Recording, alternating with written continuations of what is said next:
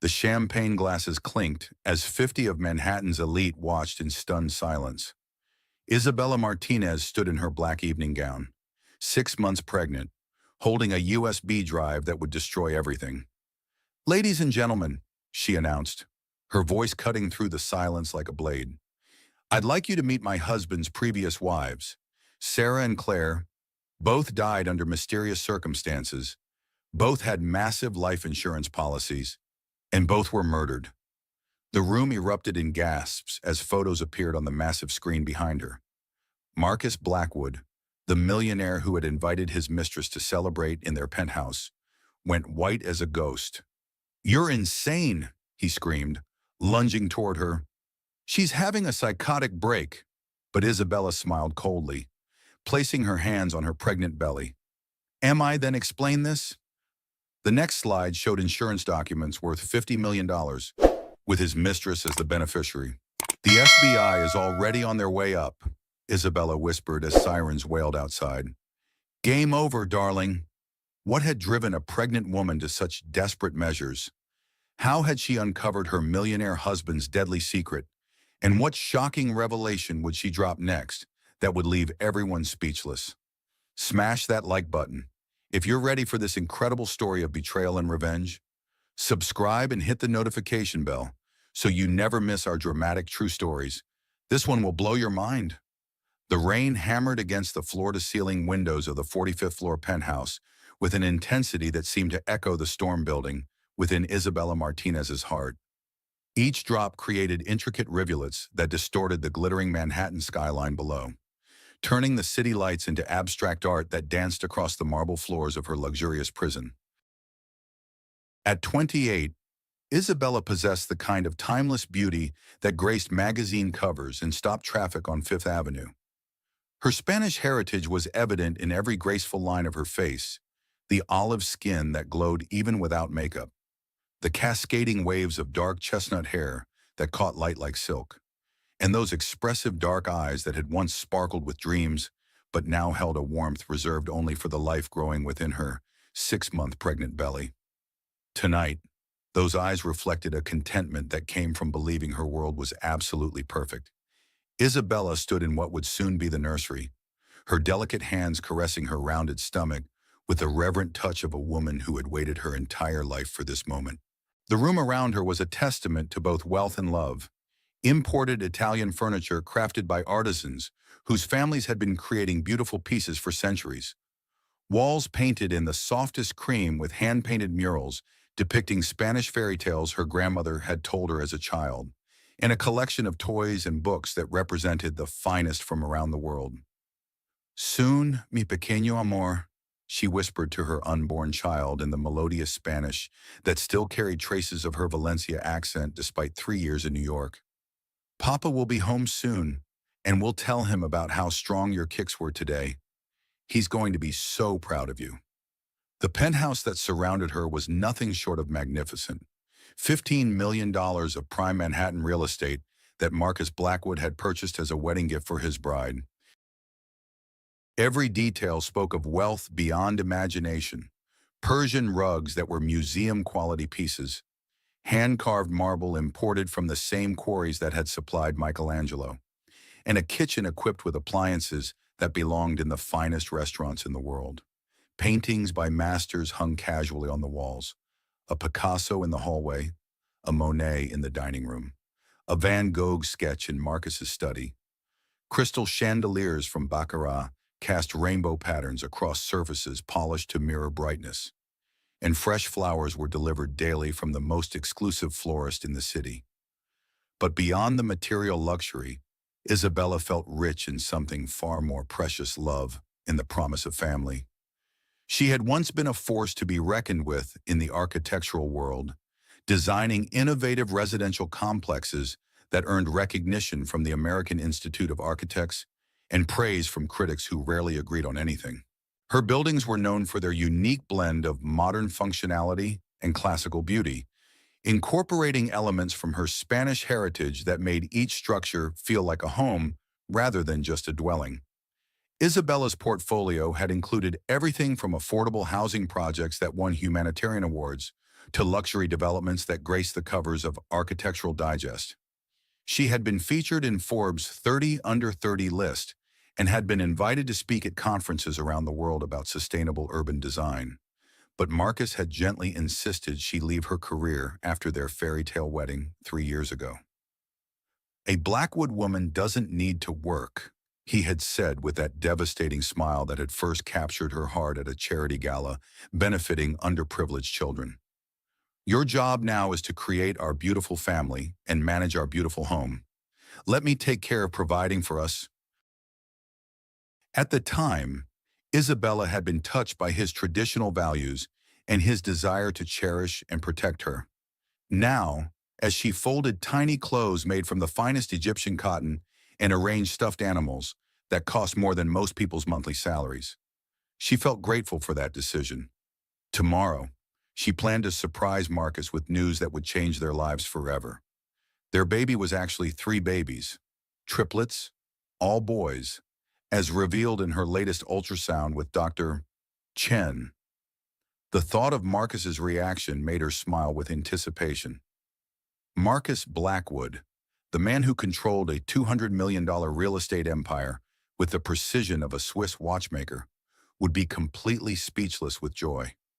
She could already imagine him calling his assistant to cancel all his meetings so he could spend the day planning for their 3 sons.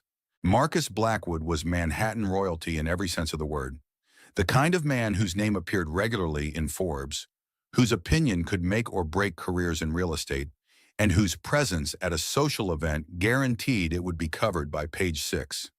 At 35, he had built an empire that included over 50 luxury properties across New York, each one a testament to his ruthless business acumen and impeccable taste. His success story was the stuff of legend, a middle-class kid from Queens who had worked construction during the day and attended business school at night, eventually parlaying a small inheritance from his grandfather into one of the most successful real estate dynasties in the city. His buildings were architectural marvels that commanded premium prices and waiting lists years long. But to Isabella, he was simply the man who brought her fresh squeezed orange juice and Cuban coffee in bed every morning, who surprised her with weekend trips to Paris just because she mentioned missing good croissants, and who had promised her the world while slipping a 10-carat diamond ring onto her finger as they watched the sunset from the top of the Empire State Building. Their love story had been the stuff of fairy tales that gossip columnists wrote about with barely concealed envy. Marcus, the wealthy bachelor who everyone assumed would never settle down, had been swept off his feet by the brilliant Spanish architect with the infectious laugh and the passion for creating beautiful spaces that made people feel at home. He had pursued her with a determination that had been both flattering and overwhelming. Flowers delivered to her office every day for a month, private concerts by her favorite musicians, surprise appearances at her job sites with gourmet lunches and champagne. When she had finally agreed to dinner, he had closed an entire restaurant just so they could talk without interruption. Their courtship had lasted exactly 1 year, a year filled with romantic gestures that made her friends sigh with envy, and adventures that took them from the beaches of Santorini to the slopes of Aspen. When Marcus proposed, he had arranged for the proposal to be projected onto the side of a building she had designed, visible from their penthouse balcony. Their wedding had been covered by Vogue and attended by celebrities, politicians, and titans of industry. The ceremony at St. Patrick's Cathedral had been followed by a reception at the Metropolitan Museum of Art, with guest lists that read like a who's who of American society. Their honeymoon in Tuscany had been photographed for Architectural Digest, showcasing the villa Marcus had purchased as a surprise wedding gift. Isabella had felt like the luckiest woman alive, living a life that exceeded even her wildest dreams of success and happiness. But tonight, as she arranged the final touches in the nursery and waited for Marcus to return from what he had described as a boring business dinner with investors, she had no idea that her perfect world was about to shatter into a million pieces. The sound of the private elevator arriving at their floor jolted Isabella from her peaceful reverie. Marcus was home early from his business meeting, perfect timing for her surprise announcement about the triplets. She hurried toward the kitchen, planning to prepare his favorite late-night snack and break the incredible news in their favorite spot by the windows overlooking Central Park. But as she reached for her phone to check the time and perhaps order something special from their favorite Spanish restaurant, Isabella's entire world began to crumble with a single notification. The iPad on the kitchen counter, Marcus's work iPad that was synced to the same iCloud account as his phone for convenience, lit up with a message notification. Isabella glanced at it casually, expecting to see an email about tomorrow's board meeting or perhaps a message from his assistant about his schedule. Instead, she saw something that made her blood turn to ice and her heart stop beating for what felt like an eternity. A message preview from someone identified as V. Can't wait for tonight. Baby. Finally going to christen our bedroom in the penthouse. Hope you told the hired help to make herself scarce. Isabella's hands began to tremble as she stared at the screen, her mind refusing to process what she was seeing. This had to be a mistake. Some kind of confusion or perhaps a message meant for someone else that had been misdirected. But her fingerprint was still registered on Marcus's devices from when he had added it months ago, telling her it was so she could help with his business if he was ever unavailable. With shaking fingers, she unlocked the iPad and opened the Messages app. What she found there destroyed her world more completely than any natural disaster ever could. Hundreds upon hundreds of messages between Marcus and someone named Vivian Sterling. Intimate conversations, declarations of love, detailed plans for a future together that didn't include Isabella. But these weren't just the casual messages of a garden variety affair. They were the calculated communications of two people plotting something far more sinister. Marcus yesterday, 11:47 p.m. The pregnancy is actually perfect timing for our plan. After she gives birth, we'll have everything we need to make our case. Postpartum depression is incredibly common, and with her history of emotional instability, Vivian yesterday, 11:52 p.m. You're absolutely brilliant, Arn, darling. I've been researching it. New mothers have tragic accidents all the time. And once she's gone, everything will finally be ours. The penthouse, the company, the entire fortune. I've waited so long to be Mrs. Blackwood. Marcus yesterday, 11:55 p.m. Just like we discussed with Sarah and Claire, the insurance policies are already in place, and Dr. Harrison has been documenting her deteriorating mental state for months.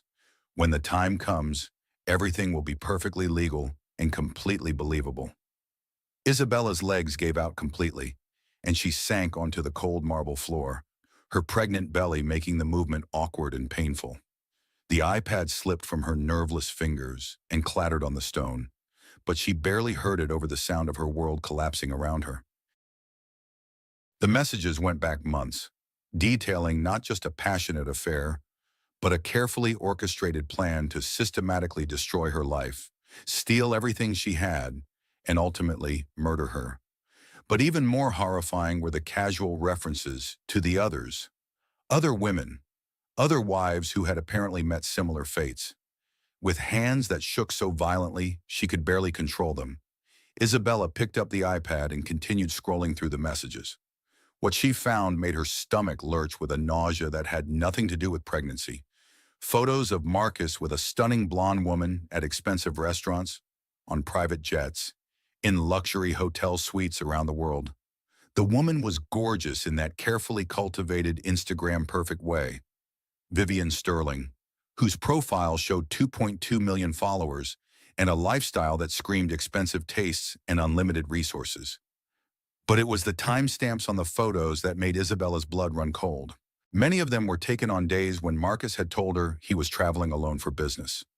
Days when he had called her from lonely hotel rooms to tell her how much he missed her and couldn't wait to come home to his beautiful wife. Isabella scrolled further back in their conversation, her horror growing with each new revelation. Messages about purchasing a separate penthouse for Vivian, discussions about expensive jewelry and cars, and most damning of all, detailed conversations about Isabella's daily routines, her habits, her vulnerabilities. Marcus, 3 months ago, she's been taking those new prenatal vitamins religiously, Just like Dr. Harrison suggested, he says the special formulation will help ensure the baby's health while also making her more manageable. Vivian, 3 months ago. Manageable, how you're not putting anything dangerous in them. Are you, I don't want anything to happen to the baby before it's born. We need it healthy for the insurance claims. Marcus, 3 months ago. Nothing harmful to the baby, I promise. Just something to make Isabella more confused, more forgetful. Dr. Harrison calls it pregnancy brain enhancement. By the time we're ready to implement the final phase of our plan, she'll already have a documented history of mental instability. Isabella's hand flew to her mouth to stifle a scream of horror and rage. The prenatal vitamins Marcus insisted on getting from a special pharmacy because he wanted only the best for their baby.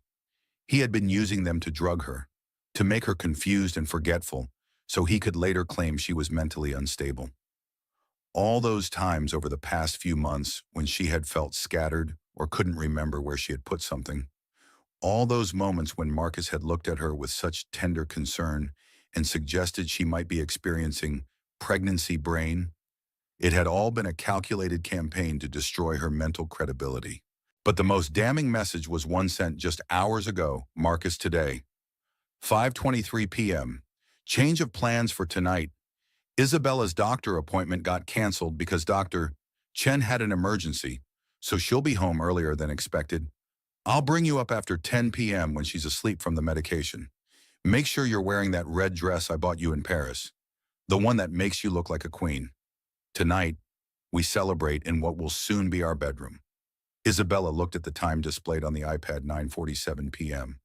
Marcus would be arriving any moment with his mistress, planning to defile the home Isabella had lovingly created, the bed where they had conceived their children, while she slept upstairs, drugged into unconsciousness. The sound of voices in the hallway, Marcus's deep, familiar laugh and a woman's musical giggle, sent panic shooting through Isabella's entire body like an electric shock. If they found her here, if they discovered she had uncovered their plan, she didn't doubt for a second that they would accelerate their timeline and eliminate her immediately. Isabella forced herself to move despite the terror that threatened to paralyze her completely. She switched off every light in the penthouse and slipped into the master bathroom, hiding behind the massive marble partition that separated the shower area from the rest of the space. Her heart was pounding so loudly she was certain they would hear it the moment they entered the apartment. The penthouse door opened with the soft electronic beep that had always made her feel safe and secure. Now it sounded like a death knell.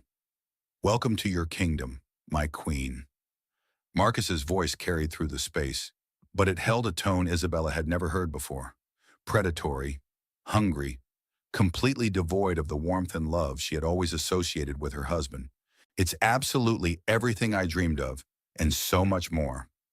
A woman's voice replied, Vivian. Her voice was cultured, sophisticated, with just a hint of a southern accent that suggested old money and careful breeding. When can we finally get rid of her completely? I'm so tired of pretending, tired of hiding, tired of playing second fiddle to that pathetic little housewife. Isabella pressed both hands to her mouth to stifle the gasp of pain and outrage that threatened to escape. Through the crack in the bathroom door, she could see into the living room where Marcus was opening a bottle of champagne, Dom Perignon, the same brand they had served at their wedding. Patience, my darling, Marcus said, his voice taking on the cold, calculating tone she now realized was his true nature. Everything is proceeding exactly according to plan. The medication I've been adding to her prenatal vitamins is working perfectly. She's becoming increasingly confused and forgetful, exactly as Dr. Harrison predicted. He'll have no trouble testifying that she was becoming dangerously unstable. But I want her gone now, Vivian whined, accepting a crystal flute filled with the expensive champagne. I'm tired of waiting, tired of watching you pretend to love that boring little nobody. I want to live here openly, sleep in that bed every night, wear her jewelry, drive her cars. Isabella watched in growing horror as Marcus pulled Vivian close, his hands roaming over her body with a familiarity that spoke of a long-term intimate relationship. And you will have all of that very soon, Marcus assured her, his voice taking on a soothing quality that Isabella recognized as the same tone he used when calming her fears about anything. After the babies are born, we'll have everything we need to complete our plan. 3 healthy children will generate tremendous sympathy when their mother has her tragic accident, just like it did with Sarah and Claire. Isabella's blood turned to ice water in her veins. Sarah and Claire, his previous wives. The women who had died in what the society pages had described as tragic accidents. Isabella had researched Marcus's past when they first started dating, but she had found only brief mentions of his previous marriages ending in heartbreak and loss. She had felt sorry for him, had wanted to heal his wounded heart. Now she realized those women hadn't died accidentally. They had been murdered, just as Marcus was planning to murder her. The insurance policy is already updated and in place, Marcus continued, his hand trailing down Vivian's back in a gesture that was both possessive and triumphant. $50 million with you listed as the sole beneficiary. One little push down the stairs during a bout of postpartum depression, or perhaps a slip in the bathroom when she's weak from childbirth, and we'll be free to live the life we've always planned. You're so brilliantly clever, Vivian purred, pressing herself against Marcus in a way that made Isabella want to vomit. And what about the babies 3 little Blackwood heirs must be worth a fortune in themselves? We'll raise them as our own, naturally, Marcus replied with casual indifference to the fact that he was discussing his own children. They're Blackwood heirs, after all, which makes them valuable assets, much more valuable than their mother ever was or ever could be. Isabella remained frozen in her hiding place for 3.5 hours, listening to Marcus and Vivian plan her murder with the same casual efficiency they might use to plan a vacation. They discussed timing, methods, alibis, and the division of assets with a level of detail that made it clear this was far from their first time plotting such a scheme. They talked about Dr. Harrison, the corrupt physician who had been falsifying Isabella's medical records for months, building a case for her supposed mental instability. They discussed the private investigator who had been documenting Isabella's erratic behavior, incidents that had been carefully staged to make her appear unhinged. Most chilling of all, they reminisced about Sarah and Claire with the fond nostalgia of people remembering successful business ventures. Sarah was almost too easy, Vivian laughed, her voice carrying easily through the penthouse. She trusted you so completely, right up until the end. Even when you pushed her off that balcony, I don't think she realized what was happening. Claire was more challenging, Marcus mused, his voice taking on the tone of someone discussing a particularly difficult chess match. She was a lawyer, so she was naturally suspicious. But the car accident worked perfectly. No one questioned why a pregnant woman might lose control of her vehicle on an icy road. Isabella listened to them toast the memory of Marcus's murdered wives while planning her own demise, and she felt something fundamental change inside her. The fear and horror were still there, but they were being joined by something else, a cold, burning rage that grew stronger with every casual word about the women Marcus had killed and the children he planned to orphan. When she finally heard them both snoring in the bedroom, her marriage bed, Isabella knew she had a choice to make. She could run, flee the city, and try to disappear with her unborn children, always looking over her shoulder and living in fear. Or she could stay and fight back with every weapon at her disposal. The decision wasn't difficult. Isabella was the granddaughter of a woman who had survived the Spanish Civil War by being smarter and tougher than the men who tried to destroy her family. She carried the blood of fighters, survivors, women who didn't accept defeat even when facing impossible odds. Using the architectural knowledge that had made her career, Isabella moved silently through the penthouse in complete darkness, navigating by memory and touch. She made her way to the emergency stairwell and began the agonizing descent from the 45th floor, her pregnant belly making each step a challenge, her mind already formulating a plan. Marcus Blackwood thought he was hunting a helpless victim, but he was about to discover he had been stalking a lioness protecting her cubs.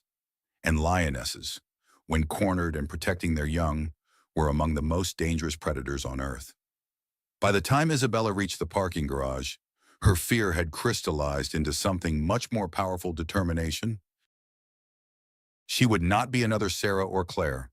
She would not allow her children to grow up as orphans while their father profited from their mother's murder. She spent the night in her BMW, shivering in the underground garage of her own building, but her mind was crystal clear despite the cold and fear. Tomorrow, she would begin the most important project of her architectural career, not building something new, but systematically deconstructing Marcus Blackwood's carefully constructed world of lies and murder. The hunt for justice was about to begin, and Isabella Martinez was done being prey. Isabella waited in her car until she saw Marcus leave for his morning run, a routine he had maintained religiously for 10 years. Rain or shine, claiming it helped him think through complex business deals. She knew she had exactly 45 minutes before he returned, 45 precious minutes to gather the evidence that could save her life and expose the monster she had unknowingly married. The irony wasn't lost on her that she was using Marcus's own obsessive punctuality against him. He prided himself on his disciplined lifestyle, his predictable routines that had built his empire. Now those same habits would become the tools of his destruction. Using her keycard, Isabella slipped back into the penthouse that had been her home for 3 years, but now felt like a crime scene. Every surface, every piece of furniture, every carefully chosen decoration now seemed to carry the weight of Marcus's deceptions. The morning light streaming through the windows illuminated a space that looked exactly the same, but felt completely alien.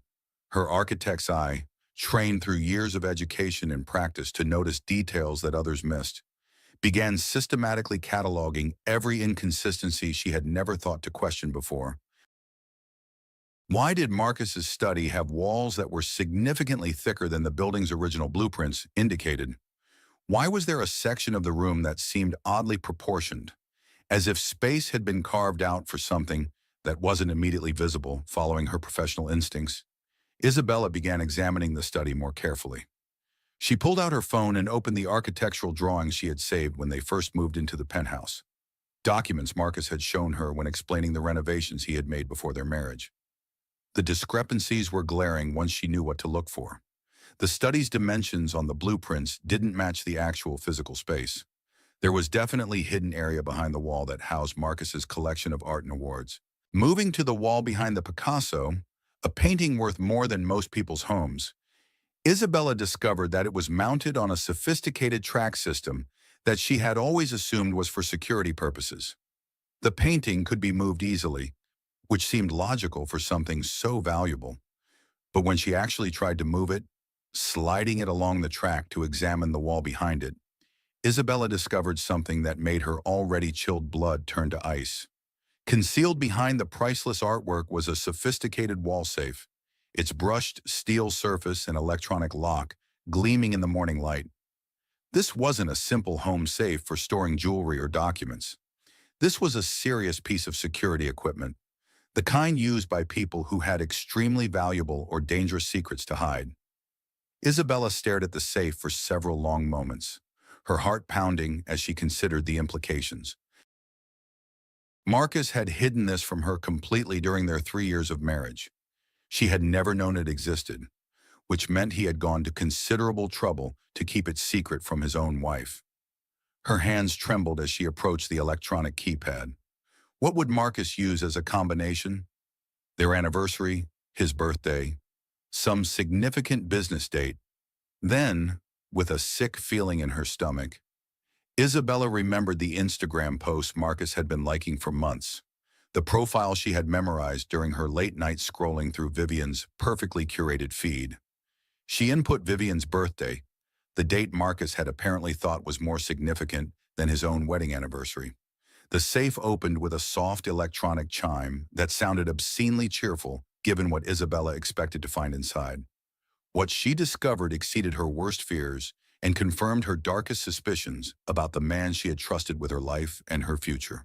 The safe contained a treasure trove of evidence that revealed Marcus Blackwood to be something far worse than an unfaithful husband.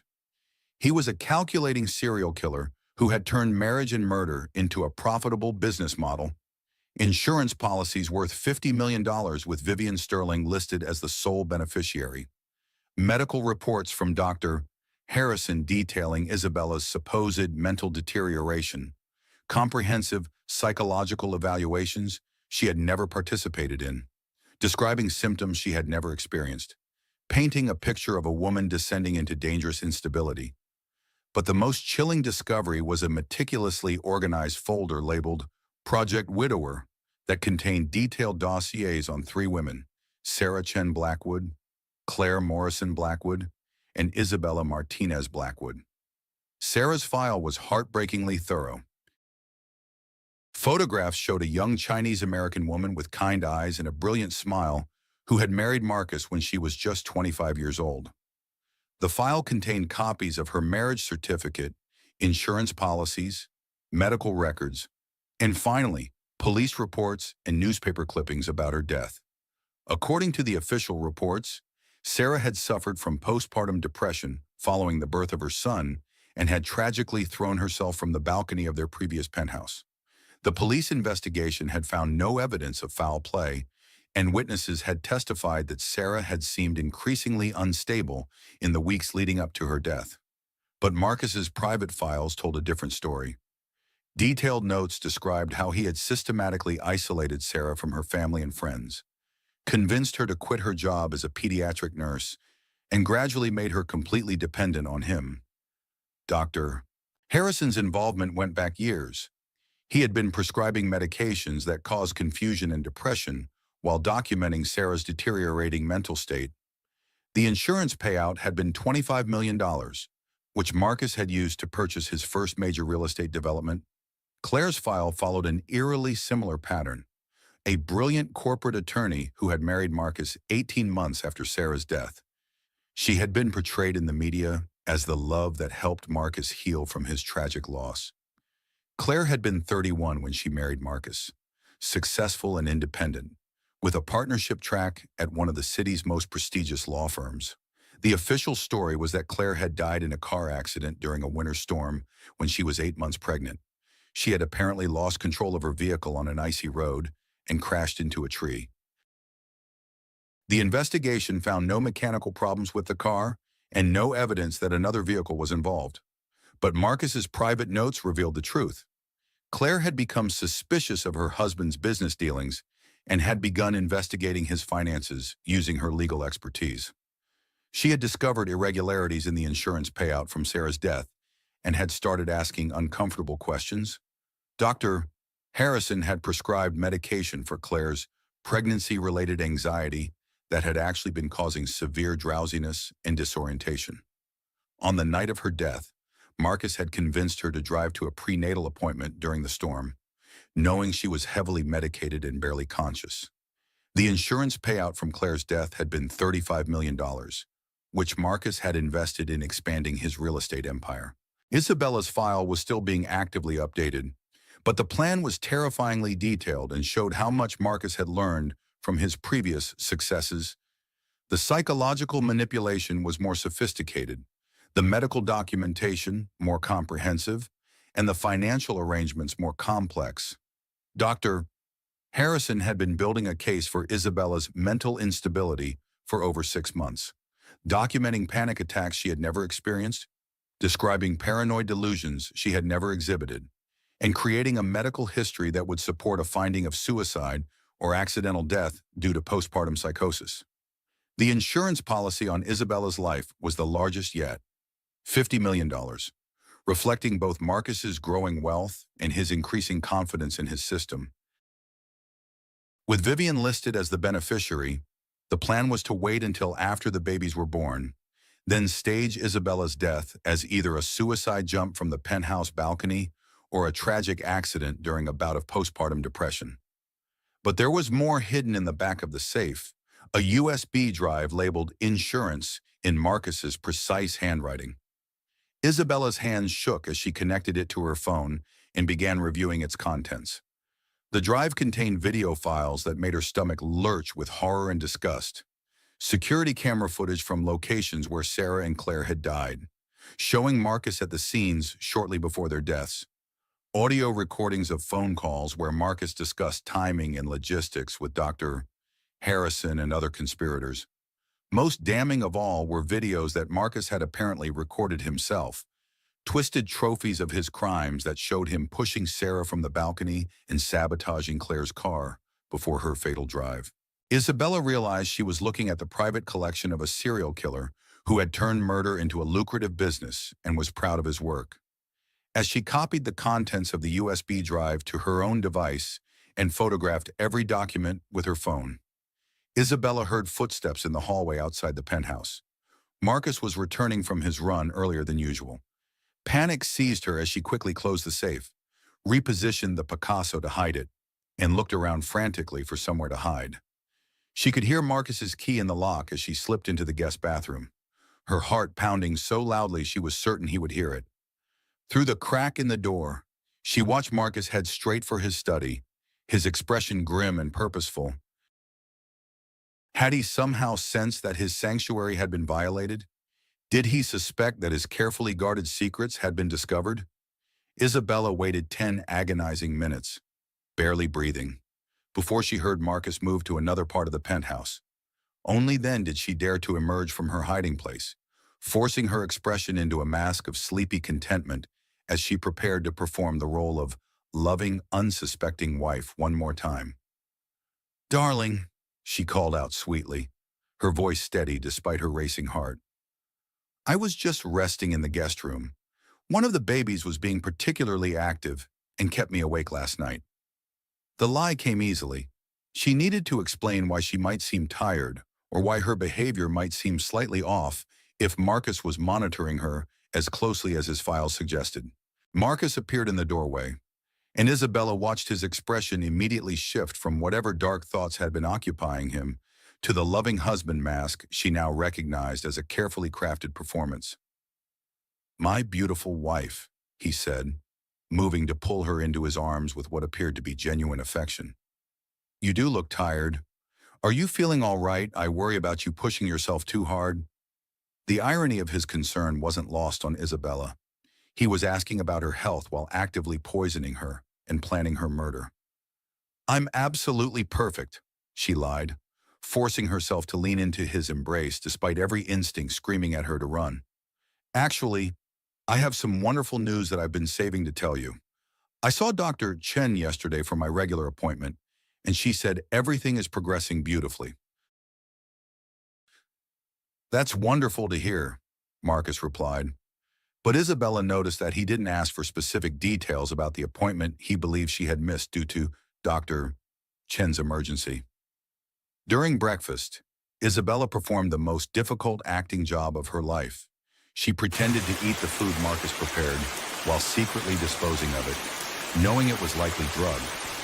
She smiled and chatted about their plans for the nursery while mentally cataloging every loving gesture as evidence of his deception.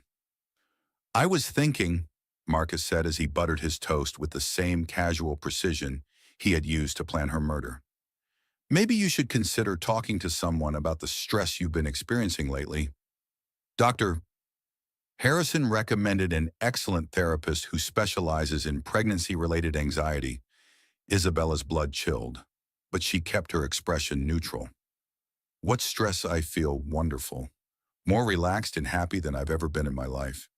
"Well, you've seemed different lately, more forgetful, easily confused.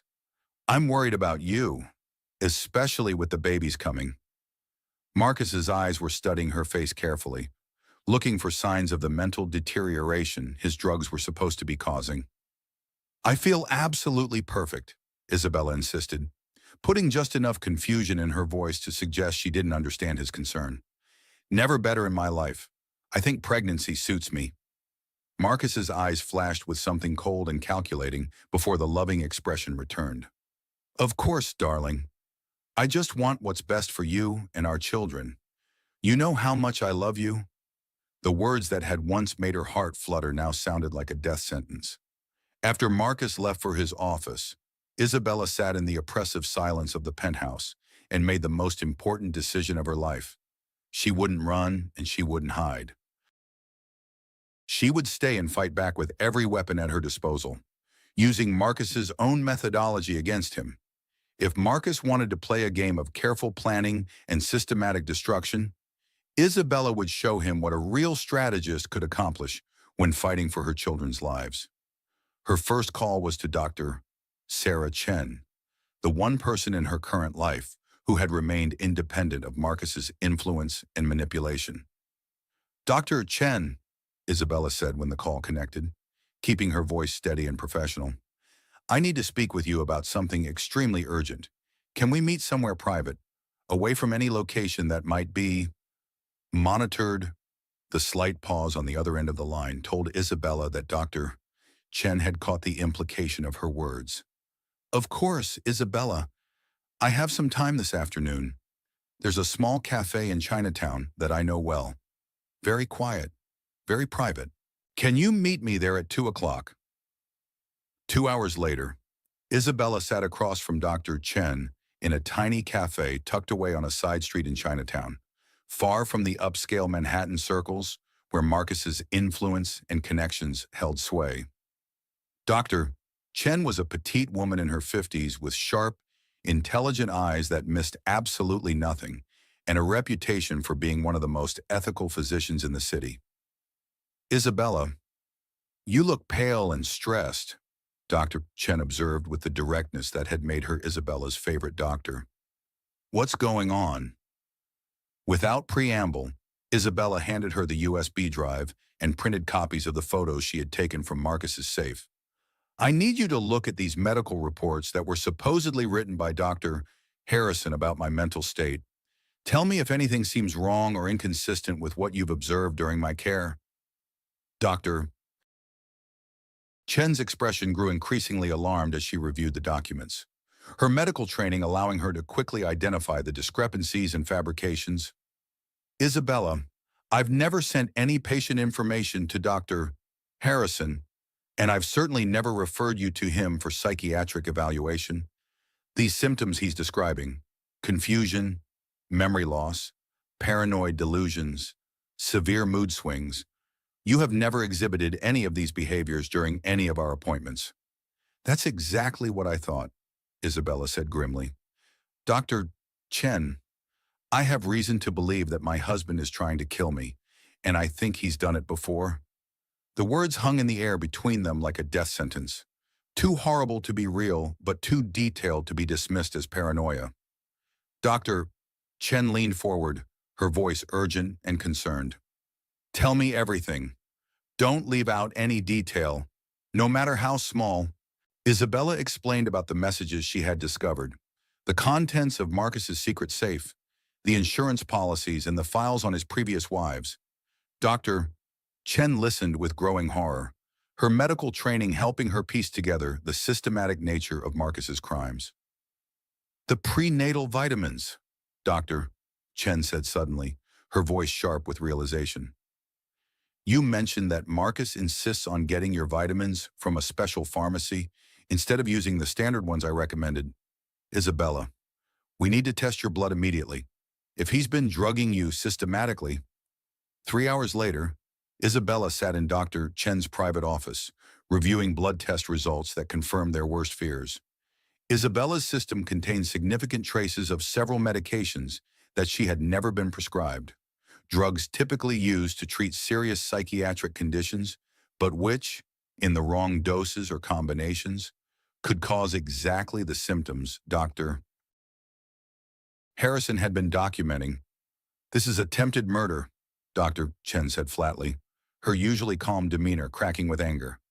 We need to call the police immediately and get you to safety.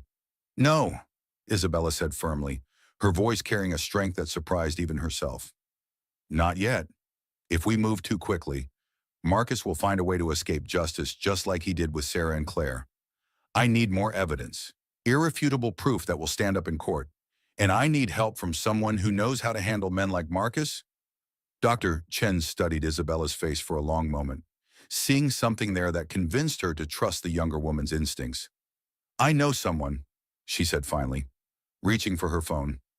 Daniel Rodriguez. He's the attorney who handled my divorce from my ex-husband when I discovered he was embezzling from his medical practice. If anyone can help you navigate this situation and build an unbreakable case, it's him." That evening, Isabella found herself in the Midtown Manhattan offices of Rodriguez and Associates, sitting across from a man who commanded attention the moment he entered a room. Daniel Rodriguez was tall and broad-shouldered, with silver threading through his dark hair and eyes that had clearly seen too much injustice to be surprised by anything humanity could produce. His office walls were lined with law degrees from Harvard and Columbia, awards from various bar associations, and photographs with politicians and celebrities. But Isabella sensed that his real pride came from the framed thank you letters from clients he had helped escape dangerous situations. Women whose lives he had saved through legal expertise and unwavering determination. "Dr. Chen explained your situation," Daniel said, his voice carrying a slight accent that spoke of his own immigrant background and the challenges he had overcome to reach his current position. "I've been practicing law for 25 years, and I've been waiting for the opportunity to take down a man like Marcus Blackwood." Daniel's credentials were even more impressive than Isabella had expected. He was a former federal prosecutor who had specialized in white-collar crime and corruption cases before transitioning to private practice. His reputation in high-profile divorce cases was legendary, particularly when it came to protecting women from wealthy, powerful husbands who used their resources as weapons. "Before we begin," Daniel said, his expression serious, "I need you to understand something crucial. Men like Marcus don't simply accept defeat and walk away. When he realizes that you're fighting back, that you've discovered his secrets and are building a case against him, he will escalate dramatically. Are you prepared for that level of danger?" Isabella placed her hand on her belly, feeling one of the babies kick strongly as if responding to the conversation. "He tried to murder my children before they're even born," she said quietly. "He killed 2 women who trusted him completely. I'll do whatever it takes to stop him and protect other women from suffering the same fate." Daniel smiled for the first time since Isabella had arrived, and she could see why his reputation as a fierce advocate was so well-deserved. "Then let's systematically destroy him," he said with quiet satisfaction. Over the next week, Daniel assembled a team that operated with the precision of a military unit. Private investigators who specialized in surveillance and evidence gathering, computer forensics experts who could trace digital evidence and financial transactions, and legal researchers who began building connections between Marcus's current activities and the deaths of his previous wives. The team worked around the clock, treating Isabella's case not just as a divorce or domestic violence situation, but as an active serial murder investigation that required federal involvement.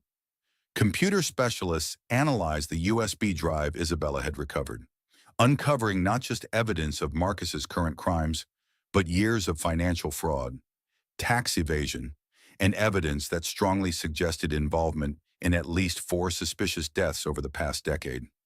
Private investigators installed sophisticated hidden cameras throughout the penthouse during Marcus's predictable absences, using Isabella's knowledge of his routines to ensure the surveillance equipment would capture everything while remaining completely undetectable. But the most damning evidence came from an unexpected source that none of them had anticipated. Dr. Harrison, the corrupt physician who had been falsifying Isabella's medical reports and providing the drugs Marcus used to poison his wives, had been keeping detailed records of his own involvement in the scheme. When federal investigators approached him with evidence of his participation in multiple murders, his nerve broke completely. Marcus Blackwood is a serial killer who has been murdering wives for insurance money for over a decade. Dr. Harrison sobbed during his recorded confession to FBI agents. "He's killed at least 4 women that I know of, maybe more. Sarah, Claire, and now he's planning to kill Isabella right after her babies are born. I was supposed to testify that she was mentally unstable and suicidal when he pushed her off the balcony." The confession revealed details that made Isabella's blood run cold and her determination burn even hotter. Marcus had been slowly poisoning her for over 6 months, gradually increasing the dosage of psychiatric medications to cause increasingly severe symptoms that would support his narrative of mental breakdown. The plan was to stage Isabella's suicide within weeks of the baby's birth, when her supposed postpartum depression would make the story completely believable to investigators and insurance companies. Dr. Harrison had already prepared the medical documentation that would support a finding of death by suicide, ensuring that the insurance payout would be processed quickly and without investigation. But Dr. Harrison's confession also revealed something that changed the entire dynamic of the case. Isabella wasn't carrying one baby as Marcus believed. The ultrasound Dr. Chen had performed showed triplets, three boys who would each be entitled to massive inheritance claims that would potentially bankrupt Marcus even if his plan to murder Isabella succeeded. "We have enough evidence to put him away for life," Daniel said as they reviewed the growing case file in his conference room. "Multiple murder charges, conspiracy, insurance fraud, financial crimes. Marcus Blackwood will never see the outside of a prison cell again." Isabella studied the legal documents spread across the table, feeling a satisfaction that was both fierce and calm. "That's not enough," she said quietly. "Prison is too private, too anonymous. I want to destroy him publicly, the way he destroyed Sarah and Claire. I want the whole world to see exactly what kind of monster he really is." Daniel's eyes gleamed with understanding and approval. "Marcus is planning to host his annual charity gala next Friday night at the Penthouse," he said thoughtfully. 50 VIP guests, extensive media coverage, politicians and business leaders. Everyone who matters in New York society will be there. Isabella felt a smile cross her face for the first time in weeks. What if his loving, pregnant wife had some shocking news to share with everyone? She suggested. Daniel's answering smile was both approving and predatory. "The plan is dangerous," he warned. "Once you confront him publicly, there's no going back. He'll know that you've discovered everything, and he'll be cornered and desperate." "Good," Isabella said with quiet steel in her voice. "Cornered animals make mistakes, and I want Marcus to make a very public, very permanent mistake that ensures he can never hurt anyone ever again." The plan they developed over the next few days was audacious, risky, and absolutely perfect. Isabella would attend the gala as the loving, devoted wife, then systematically reveal every detail of Marcus's crimes in front of his peers, the media, and law enforcement officers who would be standing by to make arrests. But they had one more surprise to prepare, because Isabella had learned that the best revenge wasn't just justice, it was justice served with such devastating precision that it became legendary. As she left Daniel's office that night, Isabella felt something she hadn't experienced in months: genuine power. Marcus thought he was hunting a helpless victim, but he was about to discover that he had been stalking a lioness who was protecting her cubs. The game was about to change forever, and Isabella Martinez was done being anyone's prey. The night of Marcus Blackwood's annual charity gala arrived with all the pageantry and glamour that Manhattan's elite had come to expect from the real estate mogul's legendary parties. The 45th floor penthouse had been transformed into a glittering showcase of wealth, power, and sophistication that would be talked about in society circles for years to come. Crystal chandeliers imported from Baccarat cast rainbow patterns across polished marble floors that reflected the city lights streaming through floor-to-ceiling windows. Servers in crisp white uniforms circulated silently through the crowd, offering champagne that cost more per bottle than most people earned in a week, and canapés prepared by a Michelin-starred chef who had flown in from Paris specifically for the evening. The guest list read like a who's who of American power and influence. 50 of New York's most prominent figures mingling in the space that Isabella had once considered her sanctuary. Real estate titans, politicians whose decisions shaped policy, A-list celebrities, media moguls, and socialites whose opinions could make or break careers, all gathered to celebrate Marcus's latest philanthropic endeavor while having absolutely no idea they were about to witness his complete and total destruction.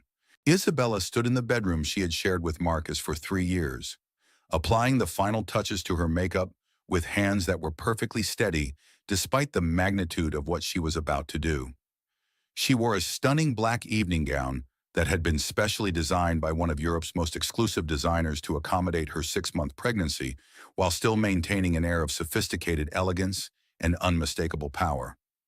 The dress was a masterpiece of craftsmanship, black silk that seemed to absorb light rather than reflect it, with intricate beadwork that caught the eye without being ostentatious.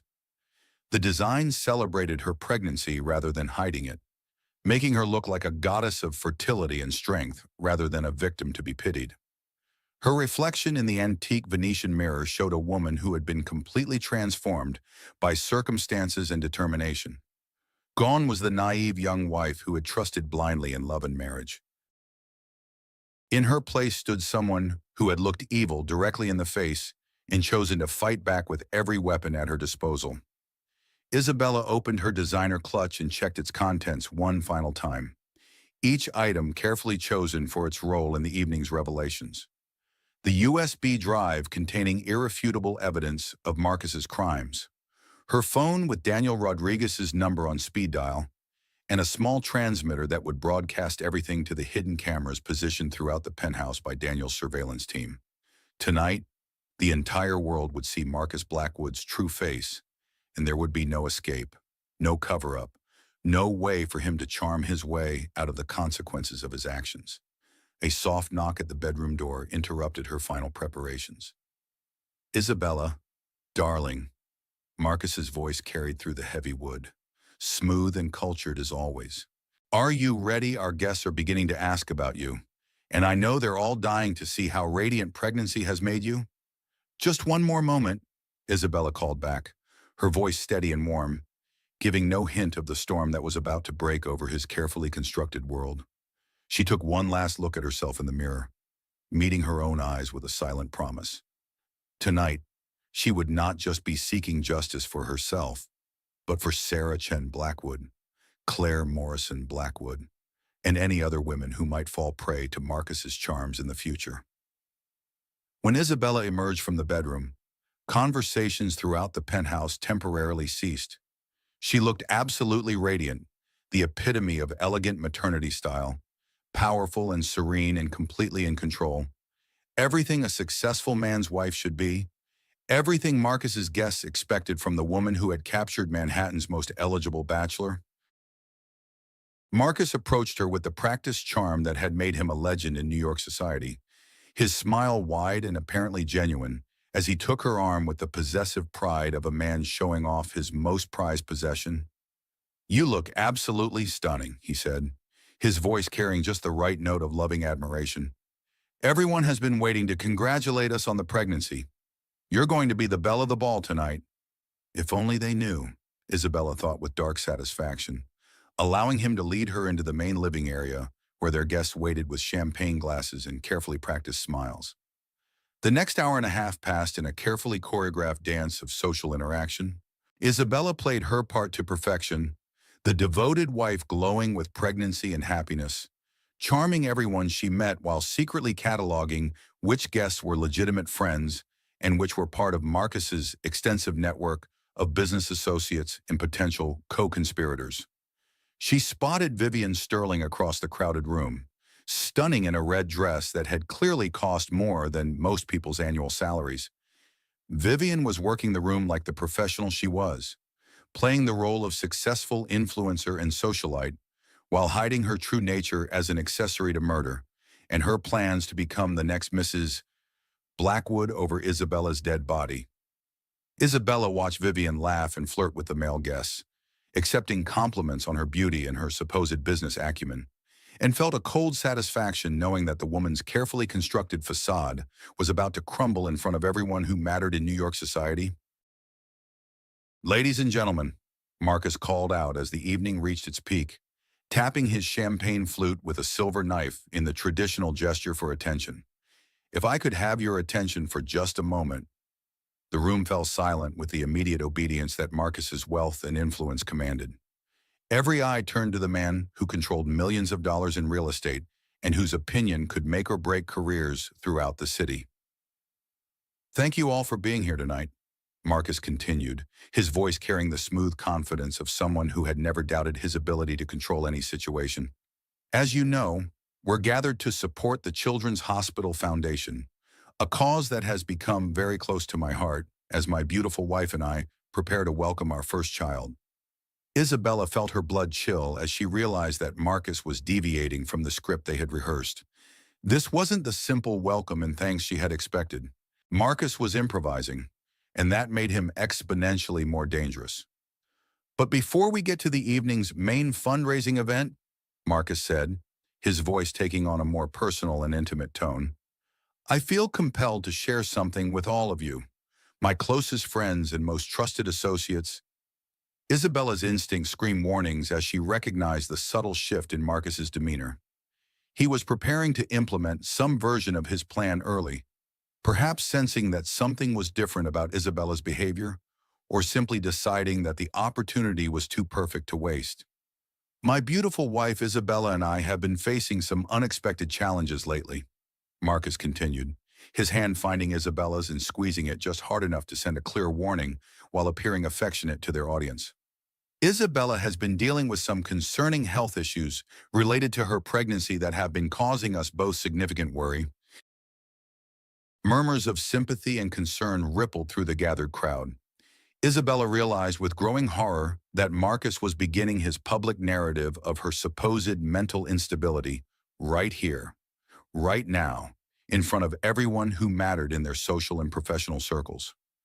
It's been incredibly difficult for both of us, Marcus said, his voice heavy with what appeared to be genuine concern and fear.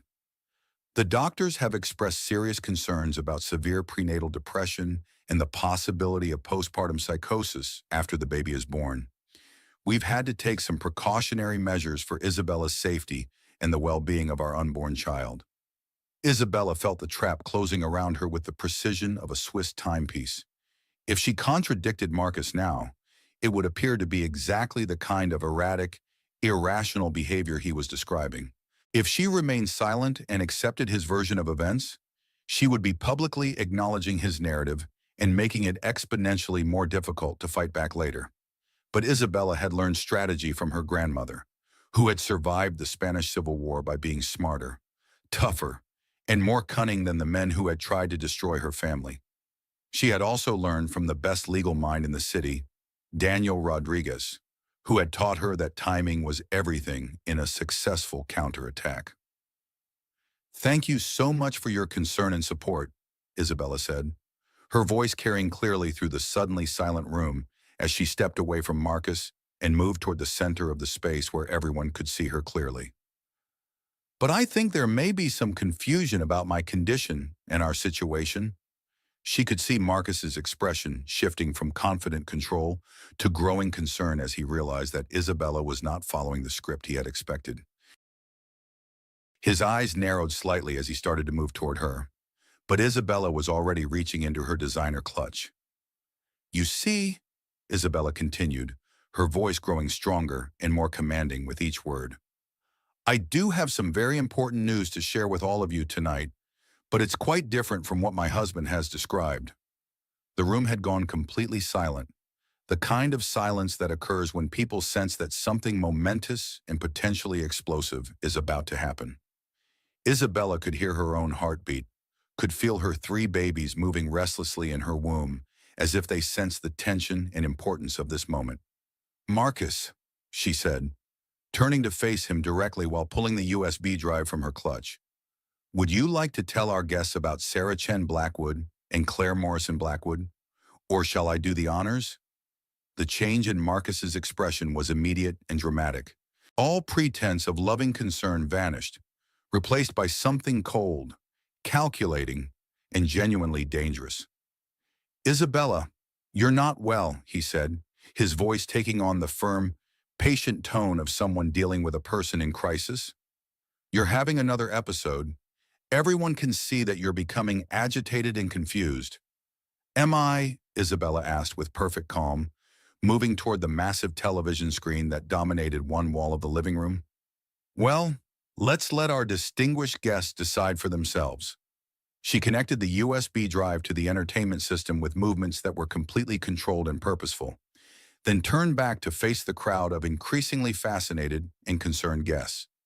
Ladies and gentlemen, Isabella announced, I'd like to share with you some information about my husband's previous marriages that I think you'll find quite illuminating. The first image that appeared on the screen was a photograph of Sarah Chen Blackwood, a beautiful young Chinese-American woman with kind eyes, a brilliant smile, and her whole life ahead of her. The caption beneath the photo read, "Sarah Chen Blackwood, married to Marcus Blackwood, 2019 to 2021. Died from accidental fall from penthouse balcony. Life insurance payout, $25 million. Gasps of shock and disbelief echoed through the room as the social elite of Manhattan began to realize they were witnessing something far more serious than marital discord. Isabella clicked to advance the presentation to the next slide. Claire Morrison Blackwood. Isabella continued with perfect composure. Married to Marcus Blackwood, 2021-2023. Died in car accident while 8 months pregnant with Marcus's child. Life insurance payout, $35 million. The room erupted in shocked whispers and expressions of horror as the implications began to sink in. Isabella could see several guests reaching for their phones, some to record what was happening and others to presumably call for help. "And here," Isabella said, advancing to the next slide with theatrical timing, "is the life insurance policy my loving husband took out on my life just 6 months ago. Projected payout upon my death, $50 million. Listed beneficiary Miss Vivian Sterling, who I believe most of you have met this evening." She gestured toward Vivian, who had gone completely white and was trying to edge toward the nearest exit. But Daniel's security team was already in position, and there would be no escape for anyone involved in Marcus's murderous conspiracy. The presentation continued with devastating precision. Medical reports that Dr. Harrison had falsified, photographs of the medications Marcus had been using to systematically poison Isabella, bank records showing financial transactions between Marcus and his co-conspirators, and finally, the recorded confession from Dr. Harrison himself admitting to his role in multiple murders.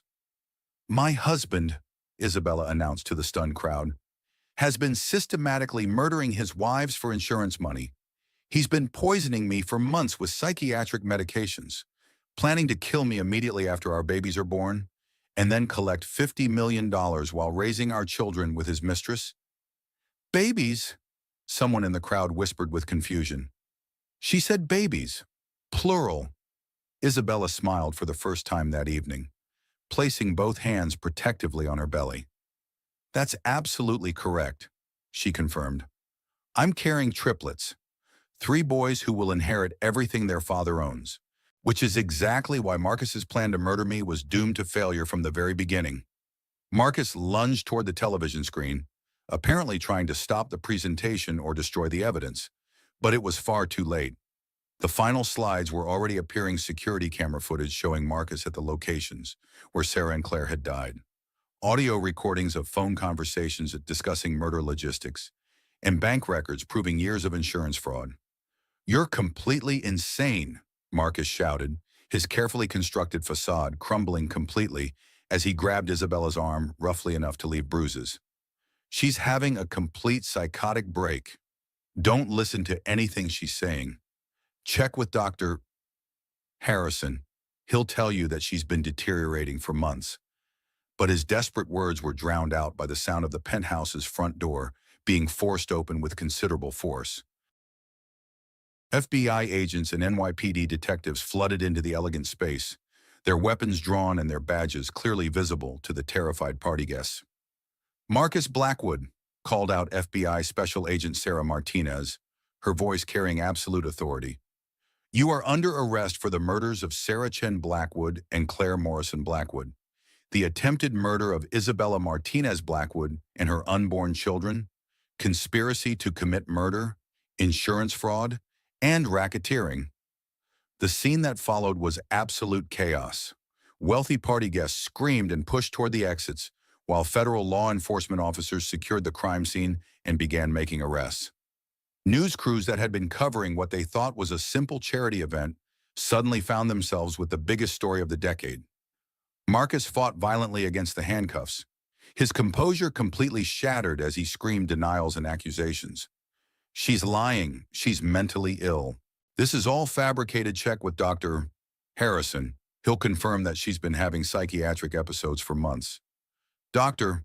Harrison is already in federal custody, Agent Martinez informed him with cold satisfaction. Along with his complete confession detailing your murder-for-hire operation and his role in falsifying medical records for multiple victims. Across the room, Vivian Sterling was also being arrested, her red evening gown a stark and dramatic contrast to the silver handcuffs as she was read her Miranda rights by a female detective. "This is impossible," Vivian shrieked, her carefully cultivated sophistication completely abandoned. "We planned everything perfectly. She was supposed to be dead by Christmas. The medical records, the insurance policies, everything was set up flawlessly." Isabella watched the woman who had planned her murder and the theft of her children break down completely in front of Manhattan's most influential people and felt nothing but cold, complete satisfaction. Several other arrests were made that night as federal investigators rounded up the various doctors, lawyers, and financial advisors who had been part of Marcus's extensive criminal network. The scope of the conspiracy was far larger than even Isabella had realized, involving corruption that reached into medical institutions, insurance companies, and legal firms throughout the city. As Marcus was led away in handcuffs, he turned back to Isabella one final time, his face twisted with rage and desperation. "You won't get away with this," he snarled with venom that made several nearby guests step back in fear. "I'll destroy you from prison if it's the last thing I do. You'll never be safe, and neither will those bastard children you're carrying." Isabella placed both hands protectively on her belly, feeling her 3 sons moving vigorously inside her, as if they were celebrating their mother's victory and their own survival. "You already tried to destroy me, Marcus," she said quietly, but her voice carried clearly through the sudden silence. "But you made one crucial mistake. You forgot that you can't kill a mother's love for her children. And now, thanks to your own arrogance and stupidity, the whole world knows exactly what kind of monster you really are." The last thing Marcus saw before the elevator doors closed was Isabella standing in the ruins of his carefully constructed empire, surrounded by irrefutable evidence of his crimes, very much alive and completely victorious. Outside on the street, news crews were already broadcasting the story to audiences around the world within minutes.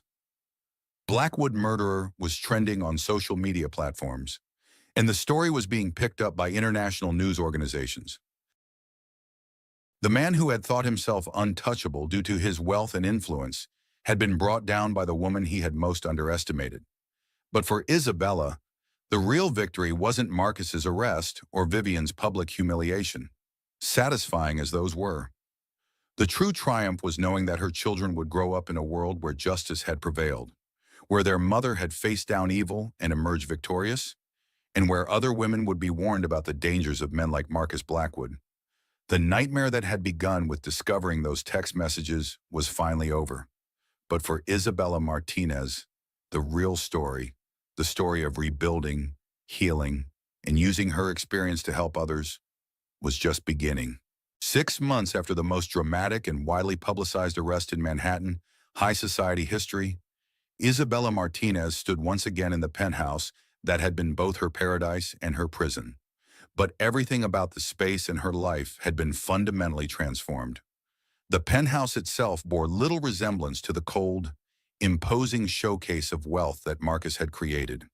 Gone were the stark marble floors and intimidating modern furniture that had been chosen to impress rather than comfort. In their place, warm hardwood floors gleamed beneath colorful Spanish rugs, hand-woven by artisans in Isabella's hometown of Valencia, and comfortable seating areas arranged to encourage conversation, laughter, and the warmth of genuine human connection.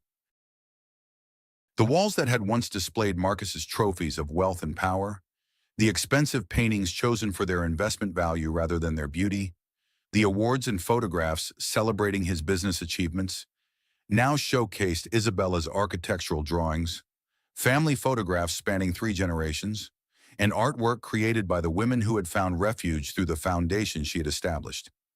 But the most dramatic transformation was in what had once been Marcus's study, which Isabella had converted into a combination nursery and play area for three baby boys, Alejandro, Diego, and Santiago Martinez Rodriguez.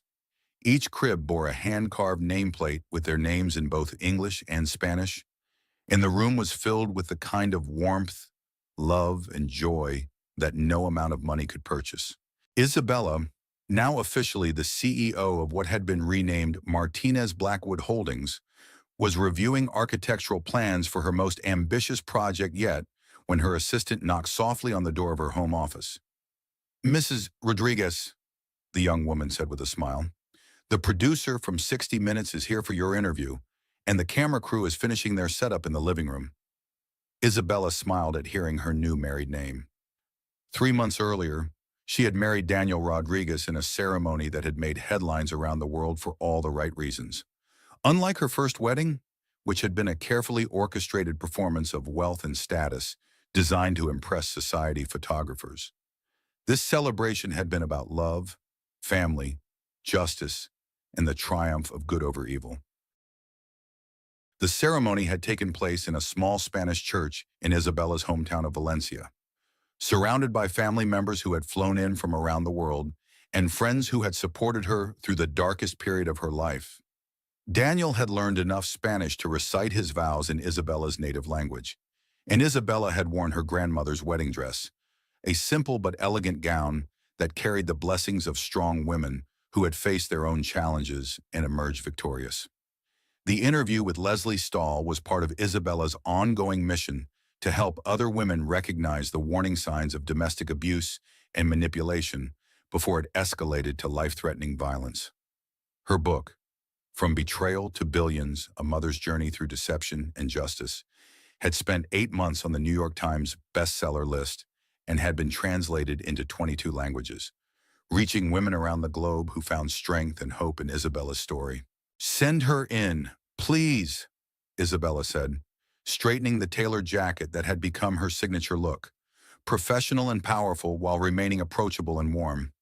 Even 8 months after giving birth to triplets, Isabella radiated confidence and strength in a way that made it almost impossible to believe she had ever been anyone's victim. Her transformation from frightened, isolated wife to powerful CEO and advocate was complete. But the journey had left her with a depth of compassion and understanding that enhanced rather than diminished her natural authority. Leslie Stahl entered the elegantly appointed living room with her camera crew, and Isabella couldn't help but feel a moment of surreal amazement at how dramatically her life had changed. A year and a half ago, she had been a terrified woman whose husband was systematically poisoning her and planning her murder. Now she was being interviewed by one of the most respected journalists in America about her work protecting other women from similar fates. "Isabella," Leslie said as they settled into comfortable chairs, positioned to capture both the stunning city view and the warm, welcoming atmosphere Isabella had created. "Let's begin with the obvious question. How does it feel to be sitting here today, alive, successful, and helping other women, when your ex-husband's plan was for you to be dead?" Isabella's hand moved instinctively to the delicate gold locket she wore, which contained tiny photographs of Alejandro, Diego, and Santiago, her 3 reasons for fighting back and surviving. "It feels like vindication," Isabella said thoughtfully. "Not just personal vindication, but proof that evil doesn't always triumph, that the truth can prevail over money and manipulation, and that women are far stronger than the men who try to destroy us often realize. Your story has resonated with women around the world," Leslie continued. "Was becoming a symbol of resistance and empowerment something you intended, or did it evolve naturally?" Isabella considered the question carefully before responding. "When I was hiding in that bathroom, listening to my husband and his mistress plan my murder while I carried his children, I made a sacred promise to my unborn sons. I promised them that their mother would be someone they could be proud of, someone who fought back against injustice and won. That promise led me to survive, and once I survived, I realized I had a moral obligation to help other women who might be facing similar situations." The statistics were both sobering and motivating. Isabella's foundation, Three angels, named in honor of her three sons, had received over 25,000 calls in its first year of operation. The stories were heartbreakingly similar: wealthy, powerful men who used their resources to isolate, control, and ultimately destroy the women who trusted them with their hearts and lives. The trial was extensively covered in the media, Leslie observed. Tell our viewers about that experience and how you felt when the verdicts were announced. Isabella's expression grew serious as she remembered those intense weeks in federal court. Marcus was convicted on all charges: 3 counts of first-degree murder for Sarah, Claire, and the attempted murders of myself and my children. He received 3 consecutive life sentences without the possibility of parole. Vivian Sterling received 25 years for conspiracy and accessory to murder. The trial had been a media sensation that captivated audiences around the world, revealing the shocking depth and scope of Marcus's crimes. Federal investigators had ultimately linked him to 6 suspicious deaths over a 15-year period: women he had dated or married who had died under mysterious circumstances that had initially been ruled accidental or suicide. Dr. Harrison, the physician who helped falsify your medical records and provided the drugs used to poison you, testified against Marcus in exchange for a reduced sentence, Leslie noted. He received 15 years in federal prison, Isabella confirmed. It wasn't nearly enough punishment for his role in multiple murders, but his testimony was absolutely crucial in ensuring that Marcus could never hurt anyone else, and that all of his co-conspirators faced justice.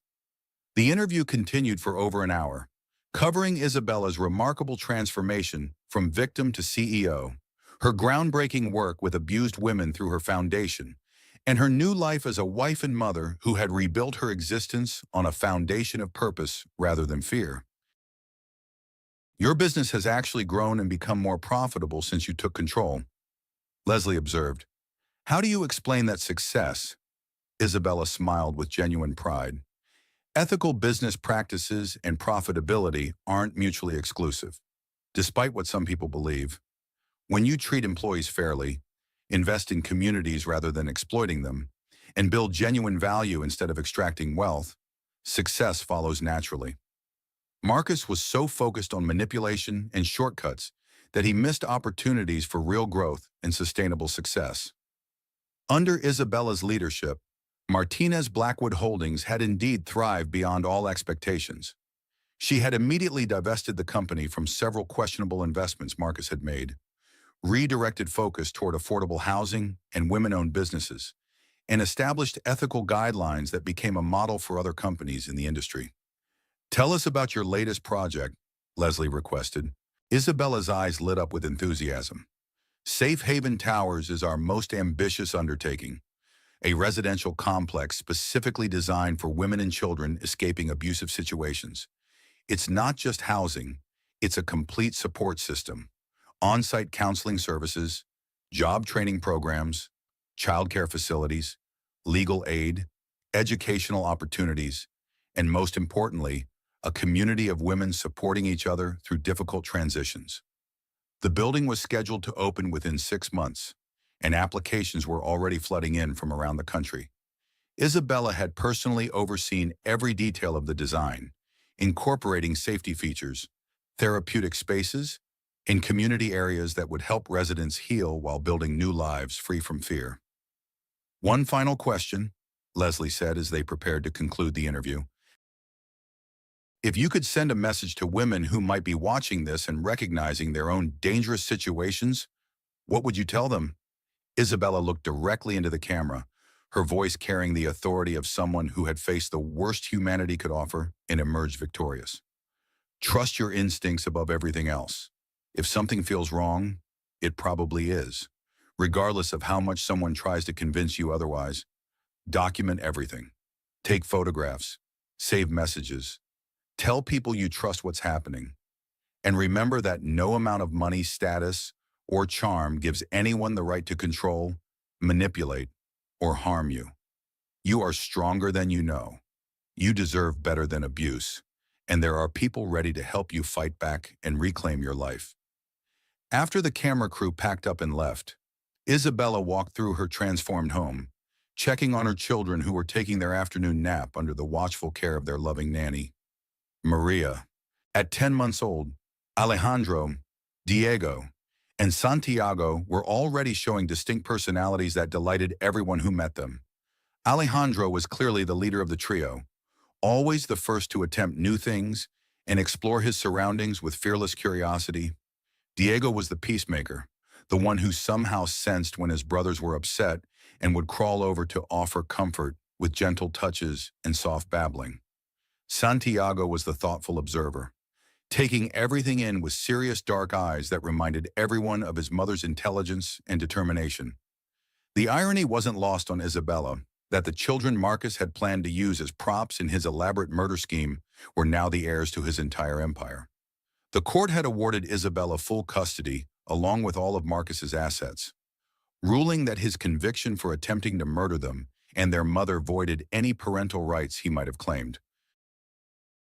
The boys would grow up wealthy, but more importantly, they would grow up knowing that their mother had fought against impossible odds to protect them and ensure their safety.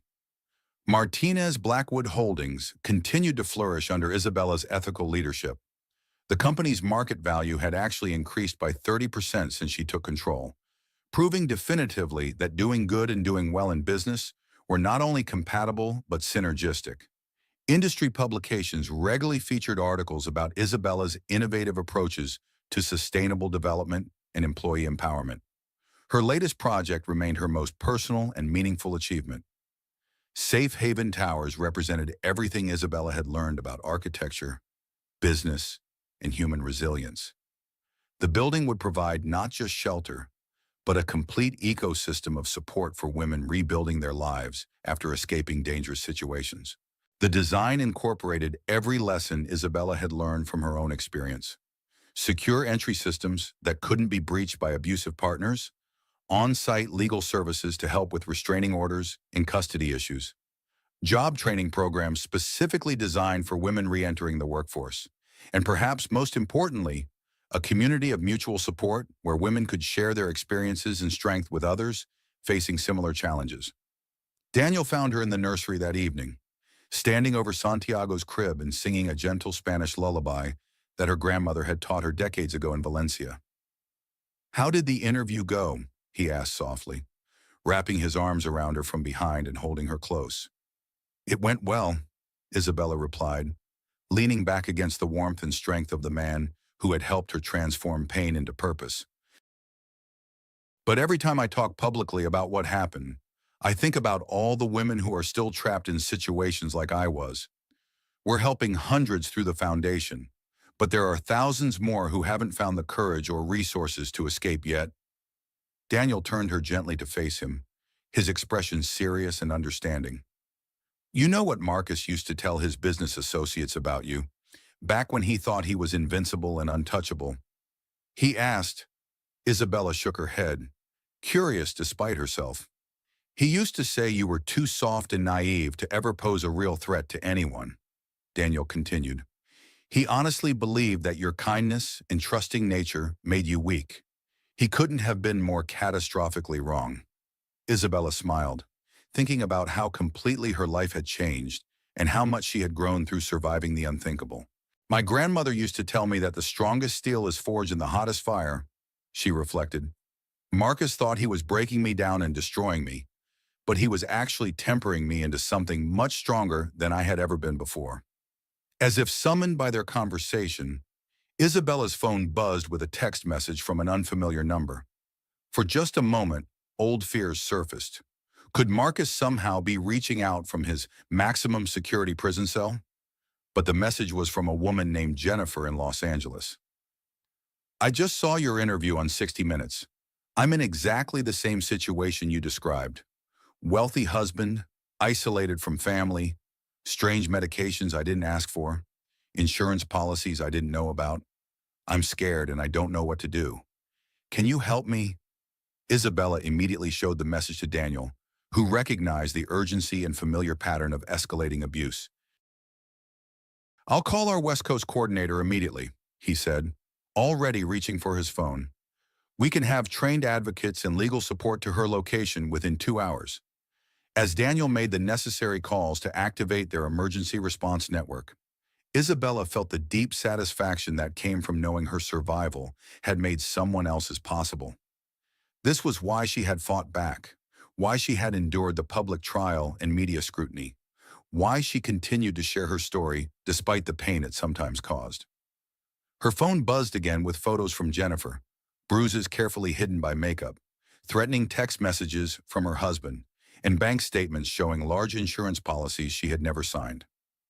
Isabella's heart raced as she recognized the terrifyingly familiar pattern of behavior that had preceded Marcus's attempt on her life. But this time, the ending would be different. This time, the woman wouldn't face her abuser alone and unprepared. Isabella quickly typed back, "Help is already on the way to your location. You are not alone anymore, and you don't have to be afraid. Stay strong. You're going to survive this and build something beautiful from the ashes." The work was far from finished. There were still too many men like Marcus Blackwood in the world. Still too many women trapped in beautiful prisons. Still too many children at risk from the people who should protect them most. But tonight, one more woman would sleep safely because Isabella had chosen to fight back instead of accepting her fate as a victim. Later that evening, as Isabella and Daniel sat in their living room reviewing the architectural plans for Safe Haven Towers while watching the late-night news coverage of her interview, she couldn't help but marvel at the incredible journey that had brought her to this moment. "Any regrets?" Daniel asked, as if reading her thoughts with the intuitive understanding that had developed between them. Isabella considered the question with the thoroughness it deserved. "I regret that Sarah and Claire didn't live to see Marcus brought to justice and exposed for what he really was. I regret that it took me so long to recognize the signs of what was happening and fight back. I regret that I couldn't save them the way I was ultimately able to save myself." She paused, her hand moving to the locket containing her son's photographs. "But I don't regret surviving," she continued firmly. "I don't regret fighting back with everything I had. I don't regret exposing him publicly and ensuring he could never hurt anyone else. And I definitely don't regret finding you and building this new life based on truth instead of deception." Daniel kissed her forehead gently, a gesture of love and respect that never failed to remind Isabella of how different her life was now. "Marcus thought he was so brilliantly clever, planning the perfect crime," Daniel observed. "He never imagined that his victim would become the architect of his downfall. He underestimated you in every possible way." "He made one crucial, fatal mistake," Isabella agreed. "He thought pregnancy made me weak and vulnerable. Instead, it gave me something worth fighting for that was bigger than my fear of him. He thought becoming a mother would make me easier to control, but it actually made me utterly uncompromising about protecting my children." The news anchor was concluding the evening's coverage. Isabella Rodriguez's transformation from victim to victor continues to inspire women around the world. Her foundation has helped save hundreds of lives, and her message remains consistent: no woman has to face abuse alone, and no amount of wealth or power gives anyone the right to harm another person. As the program ended, Isabella checked her phone one more time and found another message from Jennifer. "The advocates arrived 20 minutes ago. I'm safe now, and they're helping me plan my next steps. Thank you for giving me hope when I thought there was none left." Isabella smiled and showed the message to Daniel, feeling the deep satisfaction that came from knowing that her worst experience had been transformed into someone else's salvation. These moments, knowing that her survival had directly enabled someone else's escape from danger, made every difficult day, every painful memory, every moment of public scrutiny completely worthwhile. Outside their windows, Manhattan glittered in the darkness. The same magnificent view that Isabella had admired when she thought her life was perfect, but had no idea of the dangers surrounding her. Now she understood that true perfection wasn't about wealth or status or living in a beautiful penthouse. Real perfection was about using your strength to protect others, about transforming your worst experiences into wisdom that could save lives, about building something meaningful and lasting from the ashes of what had tried to destroy you. Marcus Blackwood had intended to erase Isabella from existence, to reduce her to nothing more than an insurance payout and a tragic news story. Instead, His attempts to destroy her had created a force for justice and protection that would outlive them both. In trying to silence one woman, he had inadvertently amplified the voices of thousands. As Isabella prepared for bed and made her final check on her sleeping sons, she whispered a prayer of gratitude, not just for her own survival, but for the opportunity to transform her pain into purpose and her trauma into a source of strength for other women facing similar darkness. The woman who had once hidden, terrified in a bathroom while listening to her own murder being planned, was now someone that other women turned to for courage and guidance. The victim had become the victor, and the ripple effects of that transformation would continue to spread outward, saving lives and changing the world one woman at a time. Marcus had wanted to write Isabella's ending, to make her story conclude with his triumph and her destruction. Instead, she had written his ending while her own story continued to unfold in ways he could never have imagined. And as Isabella drifted off to sleep beside the man who loved and respected her, surrounded by the children she had fought so hard to protect, she knew that her real story, the story of rebuilding, healing, and helping others, was only just beginning. The phoenix had risen from the ashes, and she was more beautiful and powerful than ever before.